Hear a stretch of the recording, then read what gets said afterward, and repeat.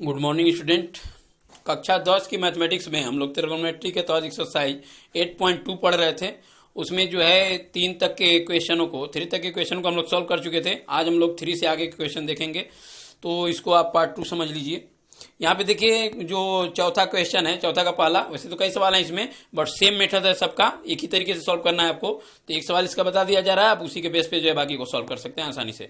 तो क्वेश्चन को पहले समझिए। दे रहा है sine 2 theta is equal to 2 tan theta upon 1 plus tan square theta जब थीटा इज इक्वल टू 45 अंश, यानी ये दोनों इक्वल होंगे किस कंडीशन में? जब थीटा का वैल्यू कितना होगा? 45 अंश। यदि थीटा का वैल्यू हम 45 अंश रखते हैं दोनों साइड में, लेफ्ट साइड और राइट साइड, दोनों साइडों में यदि थीटा का वैल्यू जो है 45 रखते हैं तो दोनों इक्वल आ जाएंगे।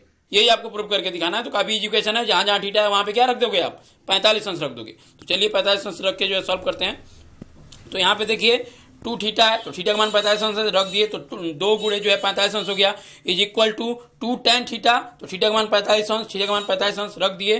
तो इधर इक्वेशन बना आपका 2 tan 45 अंश अपन 1 प्लस tan स्क्वायर 45 अंश। अब इसको सॉल्व करेंगे तो ये 45 दूनी कितना हो जाएगा? 90, यानी साइन 90, और यहाँ tan 45 अंश है, tan 45 का मान कितना होता है? 1, यानी 2 गुणे 1 हो जाएगा अपन 1 प्लस ये tan 45 अंश, tan 45 का मान कितना? 1, तो 1 का स्क्वायर कर दोगे तो 2 गुणे 1 अपन 1 प्लस 1 स्क्वायर, तो 2 अपान 2 हो जाएगा। यहाँ पे 2 1 कम 2, यानी 1 इज इक्वल टू 1। tan जो है 90 अंश का मान यहाँ 1 रखे हो, और यहाँ पे 2 1 कम 2, और ये 1 का स्क्वायर करेंगे 1 1 1 2 हो जाएगा, 2 अपान 2, 2 अपान 2 का वैल्यू कितना होगा? 1, यानी 1 इज इक्वल टू 1। यही आपको प्रूव करना था, ये प्रूव हो गया।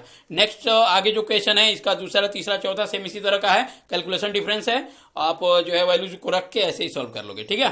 क्वेश्चन नंबर 5 पे चलते हैं। क्वेश्चन नंबर 5 देखिए कह रहा है कि 5 करनी में, सॉरी 5वां क्वेश्चन है, करनी में 3 प्लस 1, 1 ब्रैकेट में दिया है, कर्ण में 3 प्लस 1, सेकेंड ब्रैकेट में 3 माइनस का 30 अंश is equal to tan cube 60 अंश माइनस 2 साइन 60 अंश। तो इन दोनों को जो है इक्वल दिखाना है आपको। तो कोई दिक्कत नहीं है, जो जो वैल्यू जो है आपको त्रिकोणमितीय अनुपात में मिले हुए हैं उनको रख दीजिए और उसके बाद सॉल्व कर दीजिए, आ जाएगा। तो देखिए यहाँ पे हमें जो है, यहाँ पे काट 30 अंश है, काट 30 अंश का मान रखना है। यहाँ पे tan 60 अंश है, 60 अंश का मान रखना है। यहाँ पे साइन जो है आपका 60 अंश है, इसका मान रखना है। तो चलिए एक एक करके रखते हैं। तो नीचे देखिए जो 1 ब्रैकेट में कर्ण में 3 प्लस 1 है उसको उतार लिया गया है। इसके बाद जो है यहाँ पे कर्ण में 3 वैल्यू रखा गया है, किसका? काट 30 अंश का। काट 30 अंश का वैल्यू कितना है? कर्ण में 3, तो कर्ण में 3 रख दिया गया इज इक्वल टू ये tan 60 अंश है, tan 60 अंश का वैल्यू कितना होता है? कर्ण में 3, 3 घात है, 3 घात लगा देंगे। इसी प्रकार यहाँ पे जो 2 साइन 60 अंश है, तो 60 अंश का वैल्यू कितना है? कर्ण में 3/2, तो कर्ण में 3/2 रख दिए। अब नीचे देखिए इसके इक्वेशन को सॉल्व किया गया है। यहाँ पे अब ये दोनों ब्रैकेट है, इन दोनों का गुणा करना है आपस में। तो गुणे के लिए आपको जो है त्रिकोण उसका कर्ण का गुणा जो है बता दिया गया था, बट फिर भी एक बार देख लीजिए। पहले क्या करेंगे, इस 3 का जो है, इस 3 का इन दोनों में गुणा करेंगे, कर्ण में 3 में और 1 में। तो चलिए गुणा करते हैं। तो 3 गुणे कर्ण में 3, तो आपको बताया गया था कि कर्ण के अंदर का कर्ण के अंदर गुणा होता है। बाकी अगर एक कर्णी वाला है एक विदाउट कर्णी वाला है तो दोनों को सटा के लिख दिया जाता है। तो आप देखोगे तो ये कर्णी वाला है, ये विदाउट कर्णी वाला है, तो दोनों को सटा के लिख देंगे। कितना हो जाएगा? 3 कर्ण में 3। तो यहाँ पे हो गया आपका 3 कर्ण में 3, और फिर 3 का 1 में होगा तो 3 1 कम 3। इसके बाद अब माइनस कर्ण में 3 का जो है दोनों में होगा, तो यहाँ पे आप माइनस कर्ण में 3,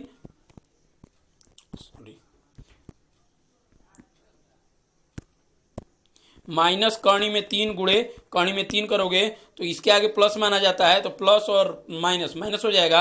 और कर्ण में 3 से कर्ण में 3 गुणा करोगे, कर्ण ब्रेक कर जाएगी, -3 हो जाएगा। तो यहाँ पे हो गया आपका -3, और फिर माइनस कर्ण में 3 का 1 में करोगे तो ये सेम टू सेम उतर जाएगा। इतना हो गया। अब इसके बाद क्या है, ये कर्ण में 3 पे 3 घात है, तो जब कर्ण में 3 का 3 घात करोगे आप तो देखो कितना आता है। यहाँ पे देखिए कर्ण में 3 गुणे कर्ण में 3 गुणे कर्ण में 3, तो ये कर्ण में 3 गुणा होगा तो आपको बताया गया है 3 हो जाएगा, और ये गुणे कर्ण में 3 बचा। तो अब ये दोनों जो है अभी किए हम लोग, दोनों जो है ये कर्ण विदाउट कर्ण वाला है, ये कर्ण वाला है, तो सटा के लिख देंगे 3 कर्ण में 3। तो यहाँ हो गया आपका 3 कर्ण में 3, ठीक है। अब इसके बाद बात करते हैं इसकी। यहाँ पे 2 गुणे कर्ण में 3/2 है, तो 2 से 2 काट देंगे तो बचेगा कर्ण में 3। तो फाइनली आपके पास इक्वेशन बन गया है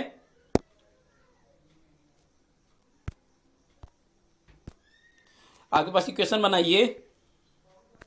अब इसको सॉल्व करेंगे तो 3 कड़ी में 3 प्लस 3 माइनस जो 3 माइनस कड़ी में 3, तो ये प्लस 3 है माइनस 3 है, दोनों को क्या करेंगे काट देंगे, तो बचा ये 3 कड़ी में 3 माइनस 3 कड़ी में 3 माइनस कड़ी में 3 और इक्वल टू यहाँ पे देखिए 3 कड़ी में 3 में से कड़ी में 3 घटाना है, तो 3 कड़ी में 3 का मतलब क्या होता है, कड़ी में 3 जो है 3 बार है, तो उसमें से कड़ी में 3 जो माइनस करना है वह 1 बार है, तो 3 बार कड़ी में 3 में से 1 बार कड़ी में 3 घटा दोगे तो क्या बचेगा, 2 बार कड़ी में 3, यानी 2 कड़ी में 3 बचा। सेम कंडीशन यहाँ भी बनी है तो ये भी हटेगा, तो 2 कड़ी में 3 दोनों सेम आ गए, इसका मतलब प्रूव हो गया। तो आपको यही करना था, दोनों को बराबर दिखाना था। नेक्स्ट क्वेश्चन नंबर 6 पे चलते हैं। तो क्वेश्चन नंबर 6 में कह रहा है कोण सी समकोण है और कोण बी बराबर 60 अंश है, तो बाकी सबको ज्ञात कीजिए और ए बी बराबर 15 सेंटीमीटर 15 दिया है, ठीक है। तो क्या करोगे आप, कोण सी को समकोण कर रहा है, तो कोण सी इज इक्वल टू हम कितना रख देते हैं 90 अंश, समकोण का मतलब क्या 90 अंश, यानी कोण सी बराबर हो गया 90 अंश और कोण बी बराबर 60 अंश दिया है।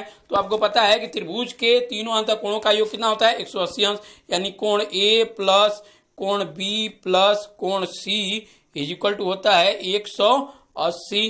तो आप क्या करोगे, ए का वैल्यू आपको नहीं पता है, ए का वैल्यू नहीं पता है आपको, बी का वैल्यू पता है और सी का वैल्यू, सी 90 है और बी जो है 60, 90 60 जोड़ोगे कितना हो जाएगा 150, 150 को 180 में से घटाओगे तो कितना हो जाएगा 30 अंश, यानी कोण ए का वैल्यू कितना हो जाएगा 30 अंश। तो आप ऐसे निकाल लीजिएगा, ठीक है।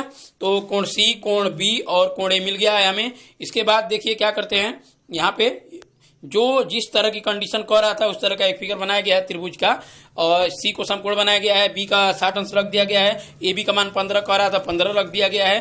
अब इस त्रिभुज में ये जो चीजें हैं यहाँ पे हम रख दिए हैं। अब क्या करेंगे, एक एक करके जो है इसमें 2 चीजें बच रही हैं, अब लंब और आधार। तो लंब और आधार को हमें ज्ञात करना है। देखिए कोण ज्ञात करना था, कोण 30 अंश हम ज्ञात कर चुके हैं, इसमें कर्ण जो है पहले से 15 दे दिया है, इसके बाद बचा 2 इसका लंब और आधार। तो लंब और आधार को हम त्रिकोणमितीय अनुपातों से ज्ञात कर सकते हैं, क्योंकि पाइथागोरस तो लगा नहीं सकते, एक और कोई भुजा रहती तो पाइथागोरस लगा सकते थे। तो इसको जो है हम लोग कैसे निकालेंगे ये ध्यान दीजिए। तो हम क्या करते हैं, लेते हैं यहाँ पे कास बी, तो कास बी आपको बताया गया था त्रिभुज को आप घुमाओगे, तो त्रिभुज को घुमा के अगर इसको बनाओगे तो ऐसे बनेगा, आपका ऐसे बनेगा, ये यहाँ पे बी हो जाएगा और ये ए तो अपने जगह पे ही है और ये सी है आपका। बाकी ये बी का मान 15 है, ये 15 हो गया और बी का जो है 60 अंश है, ये 60 अंश हो गया, बाकी ऐसे, ठीक है। तो ये कास बी, तो कास का मान कितना होता है आधार बटे कर्ण, आधार कितना इसमें हो जाएगा ये BC, तो ये BC बटे कर्ण कितना है 15, तो BC बटे 15 हो गया। अब इसके बाद B, यहाँ कास B है तो B का मान कितना है 60 अंश, ये 60 अंश, तो 60 अंश रख दिए तो कास 60 अंश हो गया, इज इक्वल टू आधार, आधार का मान कितना है BC, आधार कितना है BC, तो BC बटे कर्ण, कर्ण कितना है 15, तो BC बटे 15 हो जाएगा। और कास 60 अंश का मान कितना होता है 1/2 और ये BC बटे 15 उतर गया। क्रॉस मल्टीप्लाई करेंगे तो 2BC ऐसे होगा, क्रॉस मल्टीप्लाई करने के बाद होगा 2BC इज इक्वल टू 15, तो BC बराबर करोगे तो ये इसके नीचे जाएगा 15/2, तो 15/2 का मतलब 7.5, तो ये BC और कितना हो गया 7.5, तो ये BC का मान हो गया आपको। तो आपको AB मिला, BC आप ज्ञात कर लिए, चाहो तो ऐसे पाइथागोरस प्रमेय लगा के आगे बढ़ सकते हो, बट पाइथागोरस प्रमेय लगाओगे तो यहाँ पे दशमलव है, फिर दशमलव कणी में जाएगी, तमाम प्रॉब्लमें आपको सॉल्व करनी पड़ेंगी। इसलिए जो है आप पाइथागोरस न लगा के डायरेक्ट इसी मेथड से, जैसे जो हम लोग पढ़ रहे हैं इसी तरीके से बाकी जो भुजा है उसको ज्ञात कर लेते हैं। तो उसको ज्ञात करने के लिए हम क्या करते हैं, इसमें साइन बी ले लेते हैं, ठीक है, इसी वाले में साइन बी ले लेते हैं, तो बी त्रिभुज तो वही रहेगा। अब साइन बी बराबर लंब बटे कर्ण होता है, तो लंब क्या है AC और बटे कर्ण कितना है 15 रख दिए, और बी का मान कितना है 60 अंश रख दिए, तो यहाँ पे आपका हो गया बी का मान 60 अंश और ये AC बटे 15 हो गया। 60 अंश का मान कितना है कर्णी में 3/2, तो AC बटे 15 उतार लिए। अब क्रॉस मल्टीप्लाई होगा तो हो जाएगा 2AC is equal to 15 Karni में 3, और ये दोनों का गुणा होगा, जब इन दोनों का गुणा होगा तो 15 कर्णी में 3, तो AC का वैल्यू निकालना है, तो AC इज इक्वल टू 15/2 कर्णी में 3। चाहो तो आप इसी पे ब्रेक कर दो, और नहीं तो 15 में 2 का भाग दोगे तो होगा 7.5, अभी दिए थे हम लोग, तो 7.5 कर्णी में 3। तो ये हो सकता है आपका, चाहे ये हो सकता है, दोनों में से किसी को भी दे सकते हो आप। तो AC का मान भी निकल गया। तो ये भुजाएं जो ज्ञात करनी थी आप इस तरीके से ज्ञात कर लोगे। बाकी जो क्वेश्चन बच रहे हैं और नेक्स्ट वीडियो में देखे जाएंगे, इसको अच्छे से जो है क्लियर कर लीजिएगा एक दो बार देख के, ठीक है।